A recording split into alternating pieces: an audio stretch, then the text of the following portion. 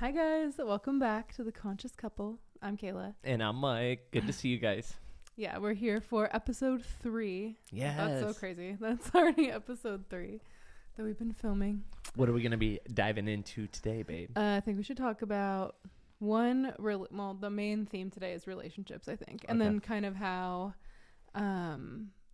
they're portrayed in society, why we wanted to start the podcast on that. And then also how their reflection, how they're portrayed versus, I think, how they actually are, what they actually are. Yeah, and how your relationship is your best reflection. That's true. To kind of know where you're at, what you think about yourself, what you feel about yourself. We'll dive into all that. Yeah, we totally should. Awesome. I think first, what do you want to start with? Start with how relationships are portrayed. Everybody grows up in different times. I was born in the 80s, so raised in the 90s, early aughts, like 2000 time period. And this was a time that was extremely heavily, vulgar. There was a lot of sex stuff, in all the movies and in, the songs that we listen to and all of this. And it really does shape the way you look at stuff. And, that's why we're seeing a lot of different type of content that's out there nowadays with just like our television shows and, music lyrics and all of the above. But society portrays relationships in a pretty negative way. It's the type of situation where they make it seem like, a relationship is like your ball and chain, and it's something that's weighing you down. Or, just a partner there to nag you. When in reality, a partner is a lifelong partner. That's what we're all looking for, that lifelong partnership. And so it's just kind of odd to watch the way we've had our media, our television, all sorts of different areas where we get our information, even the news, portray relationships in such a negative fashion, highlighting that all relationships end, half of marriages end in divorce, and just these statistics that are very negative. And so the way society portrays a relationship is very different from that of a healthy relationship. That's true. And also, I just think they're like not enjoyable. Like the way that they're portrayed is supposed to be like, I think you have to look at the reasoning why though. It's because you're sold on that like dream of like, oh, once you're married, then you're happy. And then I think people like want that. Then they go after it and then they're like married and then nothing changed. And now you're just left with your reflection. And you're like, oh, that didn't actually make me happy. So I think that's one reason why. And then people think that they go into it thinking it's going to make them happy. And then when it doesn't, they're like, oh, well, this is just bad. It's the same reason we get certain jobs, same reason we buy houses, same thing. Oh, as soon as I'm married, then I'll be happy. Yeah, I get exactly what you're saying. That, and also it is portrayed as it's like a bad thing. Like you're not supposed to like enjoy it or something. Or like, it's so funny when I'll see comments, because I always like, I'll share like, things that we're doing or like videos of us, and people will be like, you made this up. He doesn't talk to you this way or something, because they don't think it's just because they haven't experienced that. And like, that's not what's been portrayed as like normal. So it's like not normalized to people.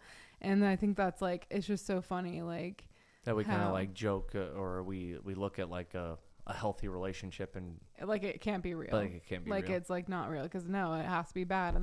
And I just think like that's the main reason. The main reason I think we wanted to start it is because of the way that relationships are portrayed. And when I say start it, I mean start the podcast and talk about that, was because of the way relationships are portrayed like so negatively. I totally agree.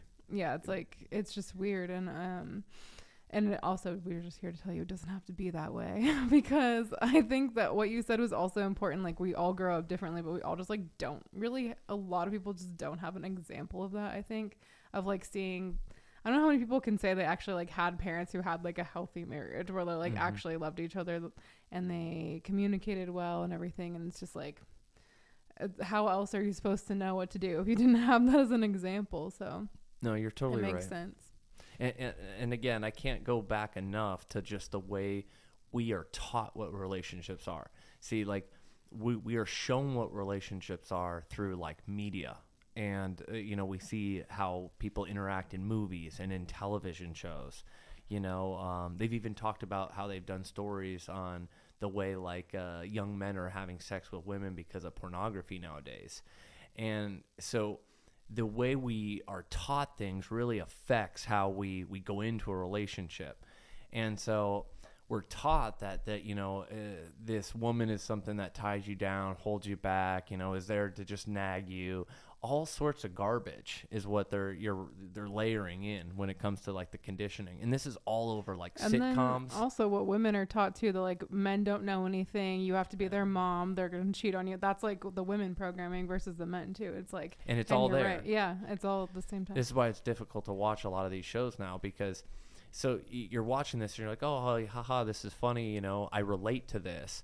But when you're relating to it, what's actually going on is the chemistry in your brain is you're solidifying a neural pathway. So you're saying, this is normal, this is comfortable, this is the way it is, this is, there's no other way. Any way outside of this is abnormal. And so the idea like of a healthy relationship coming in is never going to feel normal to you. And it's never something you're going to attract or experience, because your mind only looks for opportunities that are in line with the programming that you have received. And so this is why the stuff you watch and the stuff you listen to, and I again, growing up, I was like, oh, that's bullshit. I used to listen to, different music and lyrics and stuff like that. And my parents would say, this stuff is garbage for you. It rots your brain. But it really does. And it's like kind of like having affirmations, any affirmations that you repeat to yourself, you will begin to experience. That's just how the brain works. The brain is like a big giant supercomputer algorithm. Whatever you feed it, it's what you begin to experience. But we're not taught this. And so like if feeding it, this, same old story about this fighting, nagging couple that makes up and haha, so cute, we can relate to this. It's strengthening bad habits is what it's doing in your brain. And you now are like firing and wiring these neurons that's saying, oh, it's okay to be like this. It's very normal to be like this. Everybody's like this. This is why there's sitcoms out there. And so you're constantly justifying a poor narrative, and a narrative you truly don't want on a conscious level. Like you want that healthy relationship. You want that love, but you keep telling your brain that that's abnormal, that doesn't exist, and not to find that. And so you're never going to find what you never look for. And that's where a lot of our media leaves people, is we show people these, relationships on TV where people are cheating on each other, hooking up behind each other's back, judging each other relentlessly about their clothing, their appearance, their looks, their size, all of this stuff. And we really believe that anytime we walk out of our house, everybody is judging us. And they all care about what we look like and all of this. And that, guys, that's bullshit. It's just total bullshit. Like, you can walk out of the house loving yourself, and you will begin to experience, you'll find others who are kind, who are, cheerful, joyful, all of this.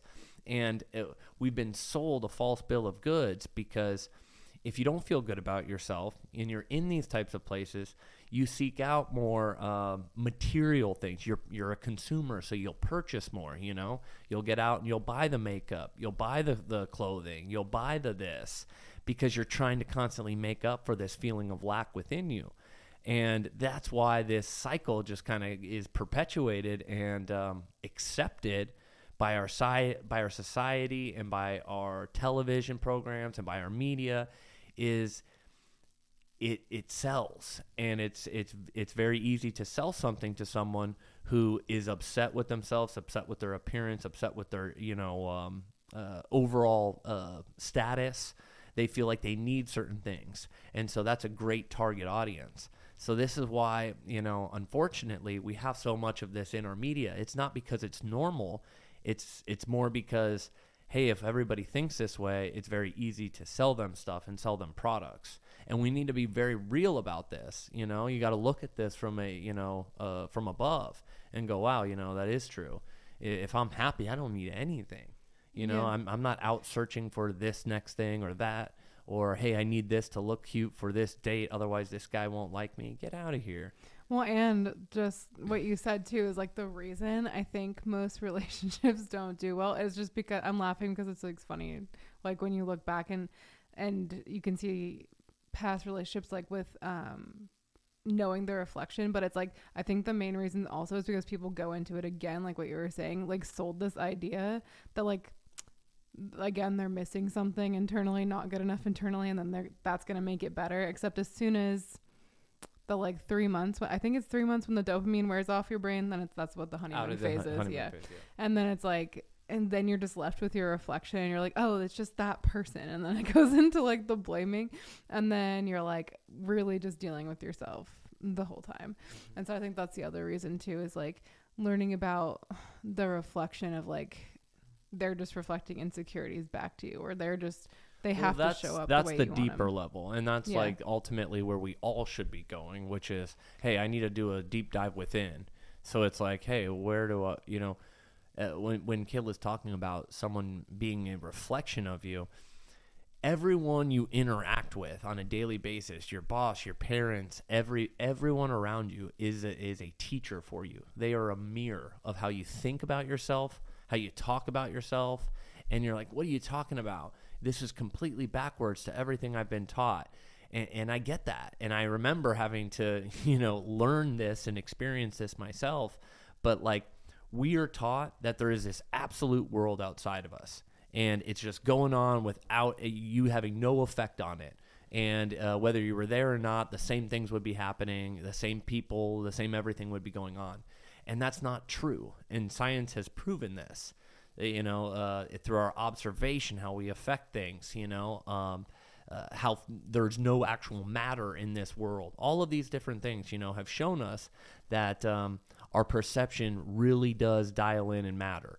And so I don't really know where I'm heading with that. I kind of lost track. But Well, no, it's true. It's because we're just not taught about the reflection. So then what happens is like, the reflection for me was really hard to get to, I think, at first. Like when I first learned that, and I remember thinking like, I don't get what that means. Like everyone's reflecting me. I'm like, I don't get it.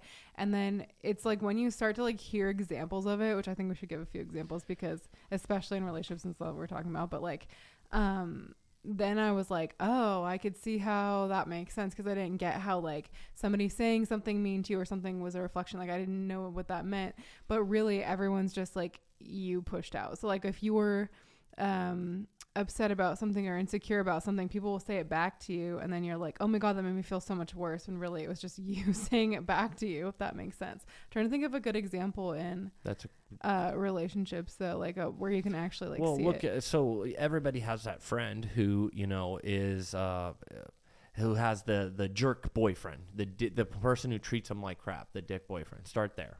Okay. That's an easy one.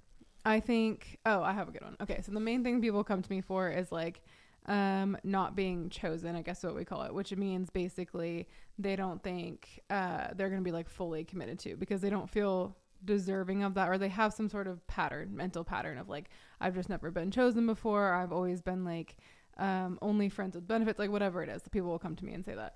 And so then they don't know, let's just say somebody came to me and like, oh, my partner keeps like cheating on me or something.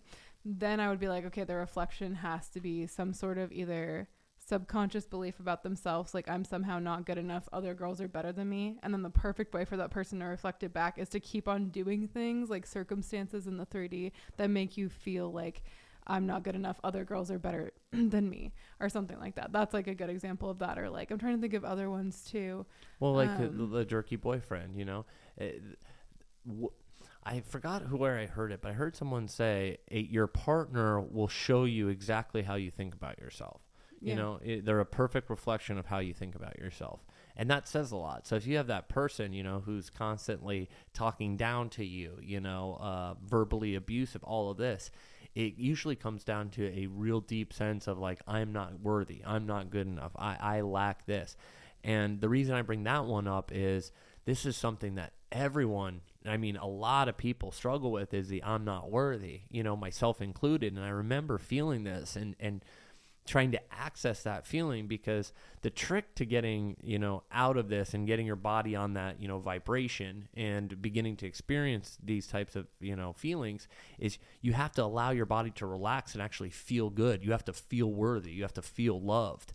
And for people who haven't felt that in years or decades or, ever in their life, it's hard for them to imagine that feeling. And this is what's keeping it away from them, is they can't even feel it in order to bring it to them. And so that, is something I figure we should also touch on. We should. Well, yeah, that's the biggest thing. Honestly, like no matter what technique I give people to get to the root of it, it's always like in some way you don't feel good enough or worthy. I think that's something we all kind of go through. That's literally because as everything. a human, that's something we're kind of taught. Yeah, that's true. From a very early age, like, hey, you need to go to school. You're going to learn from your parents. You're going to graduate, different grades. You're going to get diplomas. We're constantly being told, all right, am I good enough? Am I good enough to get to the next step? That and what you were saying earlier about media. And so like media is really heavy conditioning. And yeah. when you've been around it and when you continuously consume it, you don't understand how much is really rotting us. Well, that, and it's like, it sucks. Everything's made to like make you feel like you're not good enough. So then it's like when you go into relationships hoping that person's going to make you feel good enough, all they're going to do is reflect about you back to you. Mm-hmm. And that's what's true. I think that's the hardest part when people come to me for like relationship stuff too, is for coaching, is like that, because they're like, oh, but they keep doing this. So like, how can I feel loved, or how can I feel good enough? And I always have to teach them like that you wanting the person to do something would just be a permission slip for you to feel that way, but you're still just internally creating the feeling of feeling loved or worthy or whatever. And so that's when you have to like go in and start doing like more of the self-concept work, because when you have the stable self-concept and you have general good beliefs about yourself and stuff, then that's what's going to get reflected back to you from other people, and especially relationships. I feel like I don't know why, but I just feel like romantic relationships are usually people's like deep, I don't know, it's just, I guess it's because it's like more intimate and you spend more time with them or something, but it's usually people's like deepest reflection. And that makes a lot of sense. Like you're saying, it's an intimate partner. It's somebody you share, a lot with, private, type of stuff. So it makes sense that would be some of your deepest trauma. See, the thing is, like, we come to this earth it's like a school, guys. We're here or a playground, it's how my co-host on my show, Perspective Shift, likes to phrase it, a playground to learn about yourself, and not learn, but really remember what you are. And what you are is you are an awareness. You've got a soul, you are a soul, this body is an instrument. This body's here for you to have experiences, like science has proven. When you actually boil everything down and you look at what we are, we're nothing but vibrating information. Like there's actually no actual matter here, and that's what's so crazy, is this is an experience. And we've just been kind of taught really backwards about how everything actually works. We're born into this physical world. You are a certain race, gender, sex, all the above, and you have to, spend your life defending your culture.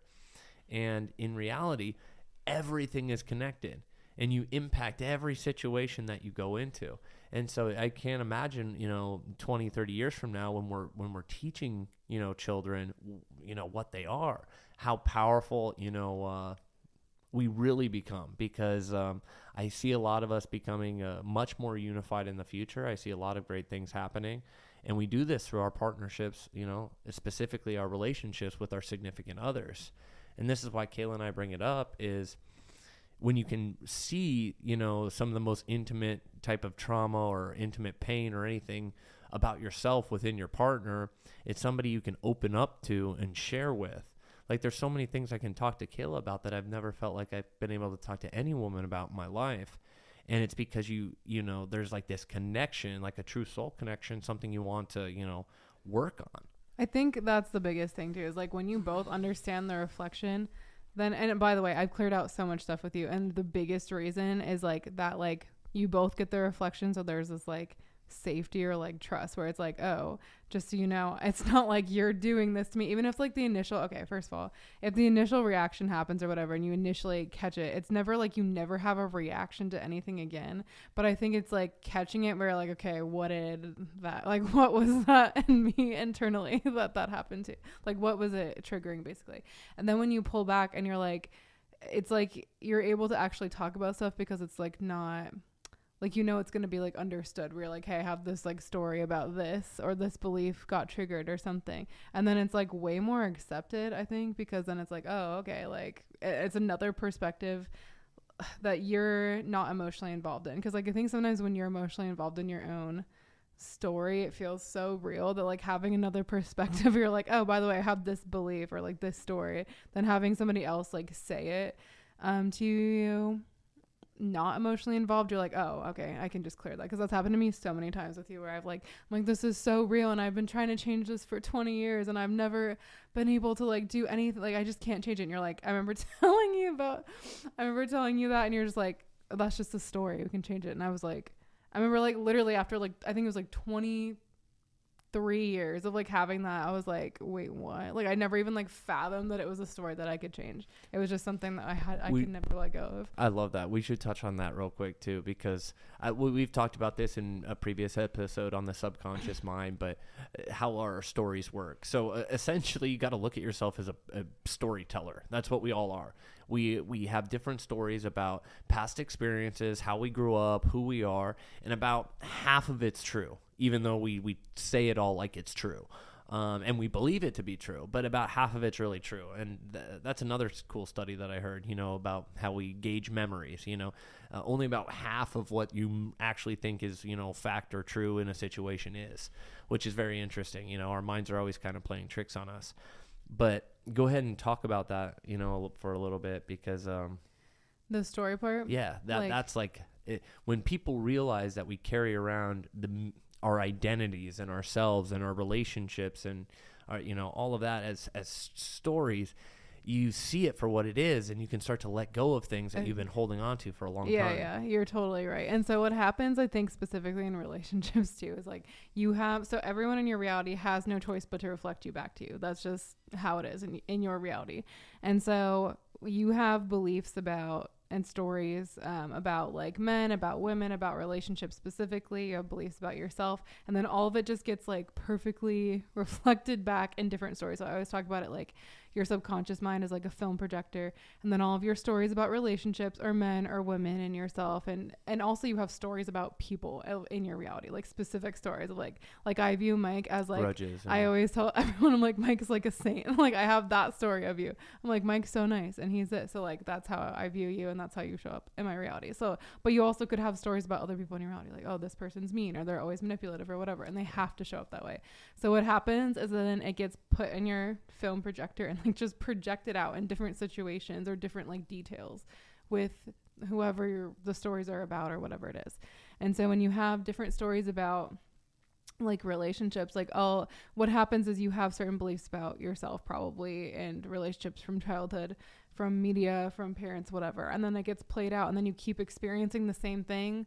Like if you have beliefs that like all men lie to you or something, and then you just keep experiencing that every time, and you're like, see, I know that was true, because it's your mind doing its job. It has to prove that belief true, that men always lie. And then you keep noticing it because that's your mind doing its job, and then you're like, see, I knew it, until you change the story, and then you'll experience the exact opposite over and over again. And so then you have these stories about yourself, but when you realize that you're never the actual story and you were just consciousness the whole time, the witnesser, the one witnesser. Who's aware, you're the awareness watching. Yeah. And so you don't have to have the story anymore, but we like identify as the person who has that story, like as the main character. We're like, that's her storyline or his storyline or whoever. Yeah. And like that's like, who you have to be forever. Like, oh, that's just how it is for me, 'cause that's what I've always experienced. But it's like, no, you're just really good at playing that role because you've always played that role, aka that neural pathway is really strong in your brain, so it's really easy for you to think that way. Well said. And that's exactly it, babe. We're playing a role. We're getting tied up and we're saying, I'm an introvert, I'm the victim, this always happens to me, my boss doesn't take me seriously, whatever it is. Give this a try. I swear, give this a try. Just start to say in present tense, literally the opposite of the negative jargon that you usually talk to yourself. So whatever that may be, my boss respects and appreciates me. Even if it feels like a lie. Yeah, even if it but yeah, totally. But say it with, you got to be relaxed. You can't be stressed. Your body can't be tight when you're saying this. Relax and say this. And you do this morning and night. Give it 3 days, 4 days, a week. Watch and see how different your interactions become with that boss. Every time I've recreated somebody, it literally, which that's what it is. It's literally just telling a new story. It freaks people out too, because people think like, oh, this isn't real, because we've been taught that wrong. Like we can't affect how somebody shows up in our life, and that's totally inaccurate. And it guys, I remember when I learned this, 6 years ago, and I started to do these types of practices, and I was like, holy shit. the world we live in is not as real as we've been told and described. We actually interact with this experience. And you see it show up in the people you meet, the opportunities that happen. I can give countless examples from my personal life, but it's like, holy shit, just try. You have to try this, you know? It's literally changing the self-talk that you have every day, because your self-talk is your stories. When you learn that you have stories and you learn that, you know, you can witness and understand, hey, I'm not this self-talk. And then you start to change it every time that comes up, you know, like Kayla says, you flip the idea, you know, something positive from it. All you're doing is changing a neural pathway. That's all you're doing. And you got now a new track, a new way for information to flow. And you do this enough times, and now it doesn't feel abnormal. It doesn't feel like you're lying. It doesn't feel like you're uncomfortable. It's like normal to be like, oh, that's ridiculous. I would never think that way. And then you're like now on a new path, a whole new trajectory, going on the path that, you know, that which you desire. And there's all these great opportunities and doors opening for you. This is available to everyone. Every single person listening on this earth, etc., has the ability to create and do things that are beyond their wildest dreams. Yeah. And I think it's so funny, like, you're right. It does freak people out. I think at first, I think like the person one freaked me out the most. And I've seen that from clients too. Like, it is weird because you're taught, I think a way to understand this, that you can actually affect everything because you are, everything is this, because I think it's weird when you like affirm for like, especially like a person or a situation, like how can I affect that? Like when you first start, but then when you realize technically everything is you, because you're experiencing everything in relation to you. So like, who am I in relation to this person, or like who am I in relation to my work or something like that. So technically everything's self-concept in that way. That's why Neville Goddard always says there's no one to change but self, because you're not really changing someone outside of you. Like go with the boss example or whatever, even the jerk boyfriend we were talking about earlier. It's like you're not really like affirming to change them, and you can say like, oh, my boss was so nice to me, whatever, but like what you're really doing is changing who you are in relation to the boss, because you're thinking like, how would I feel like if they were nice to me today? And you'd be like, oh, I would have nothing to worry about, I'd be totally fine, whatever. And then you would just go about your day, and then they naturally have to reflect that back because you're showing up that way. And so that's what it is. And so technically everything is that. It's more of like, you're not just like, because I've had a bunch of clients be like, I've been saying affirmations forever, they haven't come in, which is common, and it's because there's probably like some other belief about yourself. They've got to block up. There has to be something. Like it's usually like usually when I talk to them I can figure it out, but it's been infinite things. Like I don't think men are safe, whether it's like culture that they grew up in or something, or like old experiences, or I don't like relationships never work out or something, so their mind tries to keep the person like right over here. But it's like there's sometimes deeper things than that. But I would practice on something you don't have resistance to. Like if you're just starting, I would practice on somebody like your boss who you don't really have a lot of resistance to. I found there's like more resistance for people with like romantic relationships, but you could try it. And just like your mom or something, like, oh, yeah, they're being so nice to me. Yeah, like my first person I ever did this on was my mom. And I remember telling myself, I was like, I wonder if this works on people. Like this was like maybe 8 years ago, and I started like affirming. I was like, because I didn't want to say like, oh, my mom's gonna come up to me and like say hi or something, because that would be normal. So I was like, she's gonna talk to me about blue apples, because I thought that was like super weird. I'm like, if this works, like she'll do it. And I forgot, and then like 3 days later she came home and she's like, oh, look what I got at the store. It's like these things that you put in your produce bowl that makes it last longer, and they're like 2 plastic blue apples. And I was like, this works on people. Like what? But then I learned, cool. I didn't learn about the actual reflection until like later, that it wasn't just like making people do stuff like that. It's more of like a deeper reflection of your actual beliefs. And I'm glad you share that, because again, there's a lot of people out there saying you can't affect people, you know, and that's not what you're doing. You're not affecting the other person. Like Kayla explained, you said it the best, you know, it's the way you're showing up. And the way you're experiencing your reality. And all you're doing literally is just, it's quantum physics. It's like, because I think it sounds so woo-woo, especially with other people. And like, I think that's hard for people to grasp, how like somebody's doing something to them, because we've been taught like victim mentality is like them. But I can almost guarantee you, first of all, before I explain quantum physics, if you like understand, if you start looking at the reflection, you like look back in all past interactions, just with like friends, relationships, whatever. And you're like, oh my God, I can like 1000% see how I was like creating every single thing that happened. And so, but then with quantum physics, all you're doing is there's infinite realities that exist at the same time, or just infinite possibilities for reality. And all you're doing is like showing up in whatever way, whoever you're deciding to be that day. And then you just get moved to that reality where that's true. And then, so there's no like, oh, they're not showing up in this way, or they're saying that, like, there's a reality where they're not saying that to you and they're like actually nice or whatever. And that you just have to start telling a new story to get moved to that reality. And I'm glad you bring up quantum physics, because this has been, not only has quantum physics been around a long time, but it's deemed like the most reliable science, you know, as far as what can be proven from it. We've been taught Newtonian physics our whole life. And so we've been taught, you know, like you do this and this happens, etc. And yes, that works. We're not saying Newtonian physics is incorrect, because clearly these things work, and, you know, we can feel matter, etc. But it's part of quantum. Yeah, it's part of the quantum physics. Like, that's just one facet. That's one little portion. So yeah, it's this and that. It's not this or that. And so, like, in a quantum world, which the world that we live in is a quantum reality, this experience, like Kayla says, there is an infinite number of possibilities and situations and the way things can happen, etc. And that's the way this whole algorithm, this whole experience works. And when you open up to that, holy crap, now you're going to start experiencing this life that you've always been, you know, dreaming of. Because no longer now is it because I did not do this, I can't get this, or, you know, I must have achieved this in order to have accomplished that. We put all these weird restrictions on ourselves, like I can't have that job because I never went to college, or I didn't get a degree in that, so I can't go into that field. Whatever it may be, all of these are totally now thrown out the window, and you just now need to laser focus on whatever that goal is, and I promise you'll achieve it. You'll get there, you know. And people say how, you know, and it's not about how. It's about keeping the focus, maintaining the focus, feeling good, staying in that state, and watching the universe outside just start to open up different opportunities, people you'll meet, all sorts of things. And guys, I know this is true because I did this with myself, with my career. I watched this happen, and it's so exciting when you realize, oh my gosh, I'm participating in this reality. Yeah, when you say the focus, what he means is like the end goal, like the thing that you want. Like, you don't really have to worry about any details that are happening.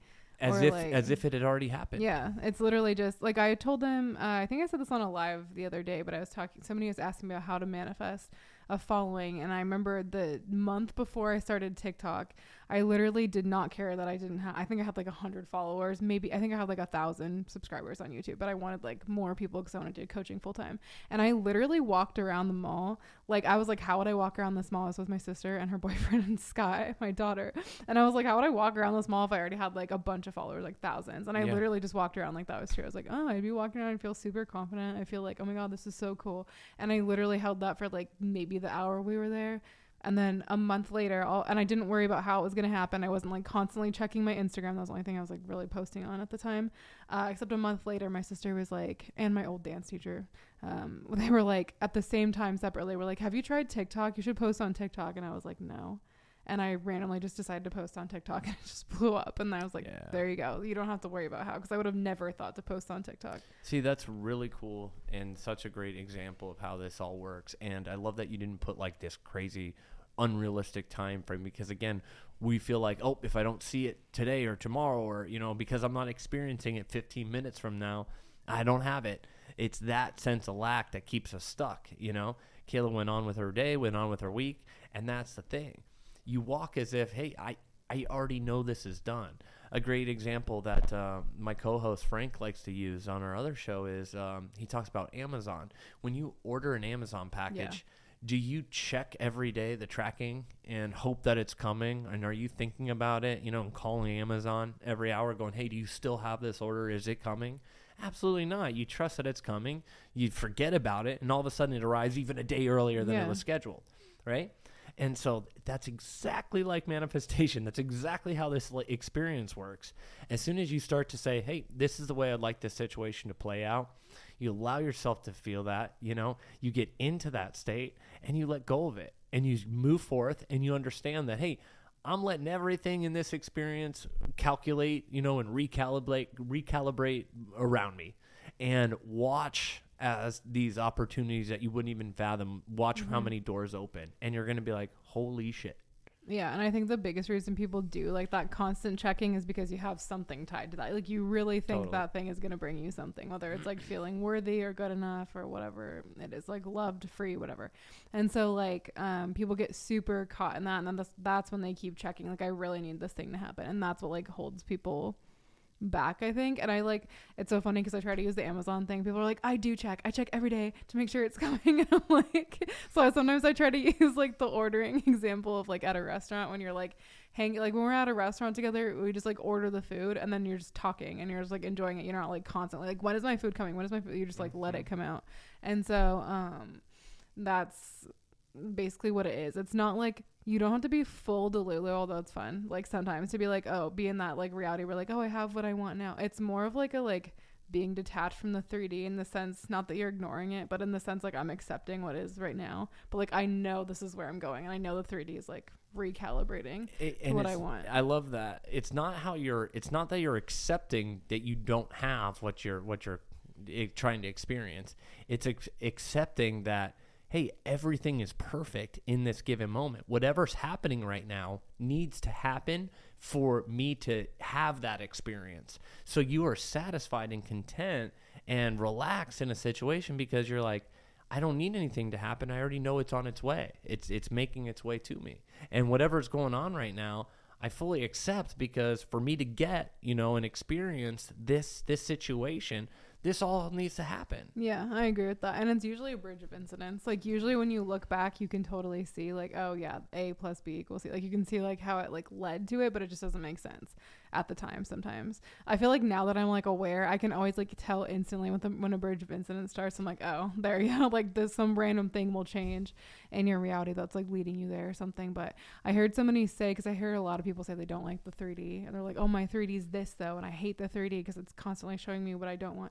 And I heard, I can't remember her name. Because you've trained your brain to say, yeah, I'm giving you a lot of attention right now, negative thoughts.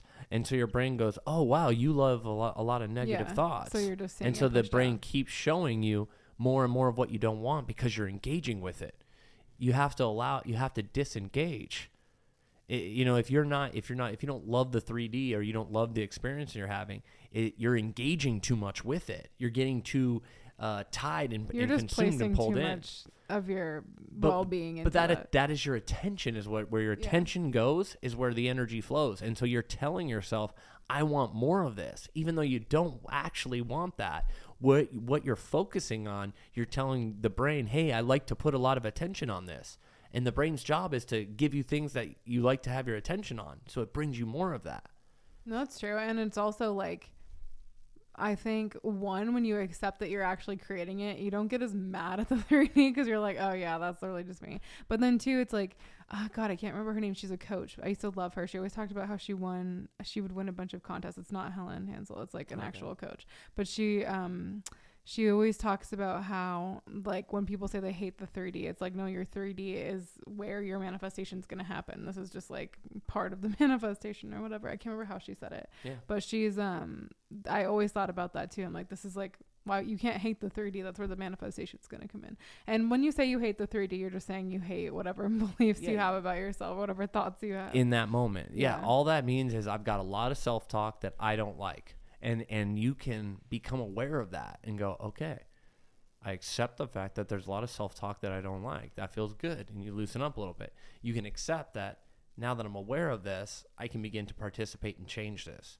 So as those negative thoughts come up, or that negative self-talk comes up, you go, hey, I'm going to try loving myself now. What if I haven't tried that in 10 years, 15, 30 years? I've never, loved myself. Hey, let's relax. The more you relax, oh my gosh, the better things get. I don't know. So me growing up personally, I felt like, I remember early on in my career, I didn't feel like I deserved to relax. Like I hadn't made enough money. I hadn't, earned that ability to relax, and I needed to be grinding and hustling all the time. And that is so counterproductive to what you're actually trying to accomplish. And it was when I learned to relax more and more is when more and more business began to come to me. And I began to stress less because I was putting my attention on business growth. And what happened? Growth is all I began to experience. And so just keep that in mind, is a lot of this is just going to feel weird at first. And on a scientific level, all it is you have a neural pathway. You have a chemical in your brain, the way that it likes to travel, and you're saying, no, we're going to do it a different way. And your brain doesn't like that. So that's really what you're doing. And when you get the hang of that and when you start to practice this, then you're going to dive deeper and deeper into like the concepts Kayla and I are talking about, how there is no other, Kayla's absolutely right. Ramana Maharshi said, Ramana said that, there is no other. And that's the most powerful thing you can, think about. Everything you're experiencing, is you showing up in a different way. And so, that's a whole different conversation. That's true. Well, not really. It is the same conversation. Like everyone is Totally. you, but it's still like the reason too that relaxing helps is because again, everything is you. Like this literally ties in what you said about like, there is no other, because when you are constantly like looking for something, then your reality has to show you evidence to make you keep like looking for something. And so when you just relax, you're basically, what you're doing is getting into the end state of having what you want. Living in the end to me is not like being full delulu, like pretending like you're like a millionaire or pretending like you're married or something. If you're manifesting that, it's not that. It's like, if you already had I always describe it like this. If you already got everything you ever wanted like 2 years ago, and you have it now, but it's like very normal for you to have it, you would literally, what else are you going to do? You're just going to like be present and be like, I guess I'll just be present and happy. And that's why you always hear the Ram Dass will say, be here now. Or like Abraham Hicks says, do what feels good. Or Neville Goddard, I don't know if he says live in the end, or he just says, I'm now the man I wish to become. That's literally what it is. It's all just being present and just like relaxing, because that's what you would be doing if you already had it. Like that's literally all it is. That's the best way to say it. Your nervous system would be totally relaxed. Yeah, because you wouldn't be looking for it. Your mind wouldn't be racing, going, what else do I have to do? It would go, I'm already here. And that's why people they'll be like, well, manifestation doesn't work for me because as soon as I don't want it, it comes in. I'm like, exactly, because you don't want it. So the universe is like, oh, you have it. Here you go. Like, that's what you'd be doing if you already had it. You wouldn't want it anymore. We're our own worst enemies. Yeah, it's so funny. And again, this boils down to, like we started this episode, guys, a lot of this is a lot of conditioning we see. We're taught that the outside world, this is normal for the way for people to act, and treat each other. So to kind of end this episode, I guess the biggest thing I would say is your partner is going to be the best person for you to see yourself in, and vice versa, and be your best partner to kind of work and heal with, because you can share these intimate type of information. You can have these talks as somebody you can trust, and from there, oh my gosh, watch how amazing relationships can be. And again, it's a partnership, and there's people out there who have great relationships and great partnerships and are bringing each other up and helping each other, and we just happen to see a lot of the opposite in our media and social media and movies. And it's simply not true. So if anything, with a conscious couple, we definitely want to be here to say, hey, you can get out there and you can love everything about your partner. And, even the hard things, the things that are hard to love, and you can grow together. You can, build together. It should be someone that you really trust. And that's what a partnership is.